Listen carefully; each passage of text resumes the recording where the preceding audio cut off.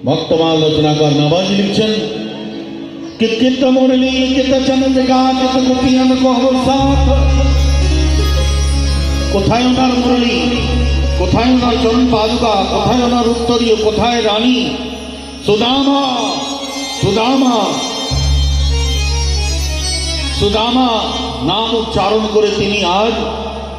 সুদামার কাছে খালি পায়ে পৌঁছেছেন আর সুদামাকে যেই আলিঙ্গনবদ্ধ করেছেন আজ সারা সৃষ্টি জয়ধ্বনি দিয়েছে বলো দ্বারকাধীশ ভগবান কি ভগবান সুদামাকে হাতে ধরেছেন আর হাতে ধরে তিনি মহল এনে